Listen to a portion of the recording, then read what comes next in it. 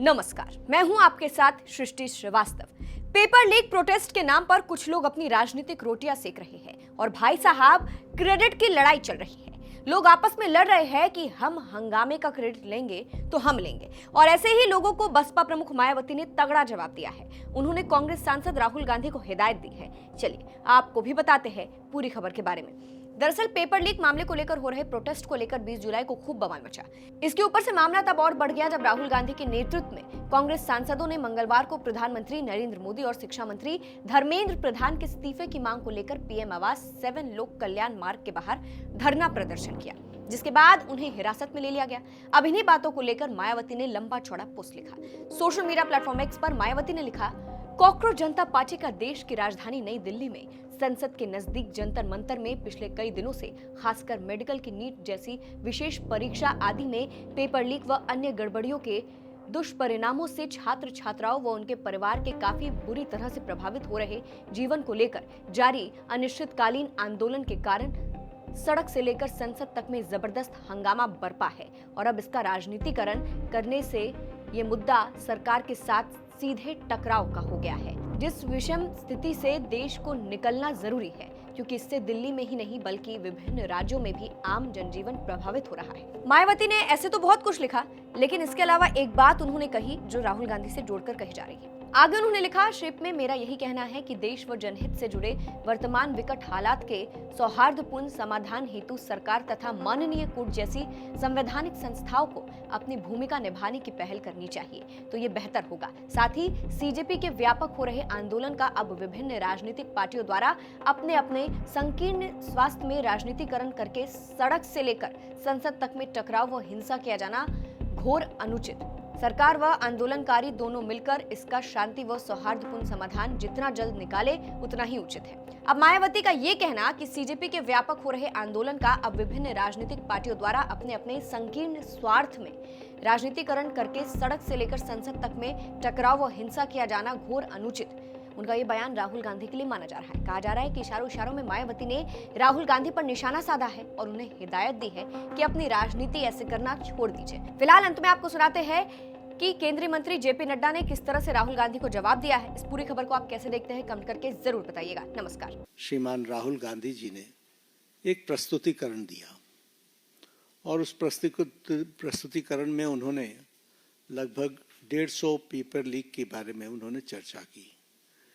ये जांच का विषय है और सरकार एक जिम्मेवार सरकार है, इसलिए निश्चित रूप से हर एक बात का जवाब जांच के साथ साथ जनता के सामने, देश के सामने दूध का दूध और पानी का पानी रखेगी। लेकिन मैं ये ज़रूर कहना चाहता हूँ कि जो सरसरी तौर पर मुझे ध्यान में आया है, जो मैंने पेन डाउन किया है, वो आपके साथ मैं ज़रूर चर्चा करूँगा। अगर मैं बात करूँ जम्मू कश्मीर में सर्विस सिलेक्शन बोर्ड के एग्जामिनेशन में पेपर लीक हुआ, जहाँ पर कांग्रेस और एनसी की सरकार है, नेशनल कॉन्फ्रेंस की। उसी तरीके से Himachal Pradesh school examination board में उसमें पेपर लीक हुआ, जहां कांग्रेस की सरकार है। उसी तरीके से झारखंड में JAC में हिंदी और साइंस के पेपर लीक हुए झारखंड, जहां पर कांग्रेस और झारखंड मुक्ति मोर्चा की सरकार है। तेलंगाना में वहाँ पर इंटरमीडिएट के लैंग्वेज के पेपर लीक हुआ और वहाँ पर भी हमको मालूम है कि कांग्रेस और CPI की सपोर्टेड सरकार है। तेलंगाना में SSC में लैंग्वेज के पेपर लीक हुआ और वहाँ भी तेलंगाना में कांग्रेस पार्टी और CPI की सपोर्टेड सरकार है। तमिलनाडु में B.Ed के कोर्स पेपर में वहाँ पर जो जिसे हम कहते हैं Tamil Nadu teachers education university board, वहाँ भी पेपर लीक हुआ। वहाँ भी उस समय विपक्ष की सरकार थी। वेस्ट बंगाल में पुलिस कांस्टेबल के रिक्रूटमेंट एग्ज़ाम पेपर लीक हुआ, वहाँ उस समय TMC की सरकार थी। पंजाब में Punjab subordinate service selection board इसमें ग्रुप बी के एग्जामिनेशन में इसमें भी पेपर लीक हुआ और मैल प्रैक्टिसेस भी हुए हैं। उसी तरीके से केरला में स्टेट में पीएससी के 26 एग्ज़ाम पेपर में इरेगुलरिटीज़ हुई हैं। कर्नाटक में जहां पर कांग्रेस की सरकार है वहां भी प्रेपरेटरी बोर्ड एग्ज़ाम में पेपर लीक हुआ, पीयूसी के पेपर में लीक हुआ। तो इस तरीके से मेरे को तो ये कुछ नाम मैंने लिए हैं अभी।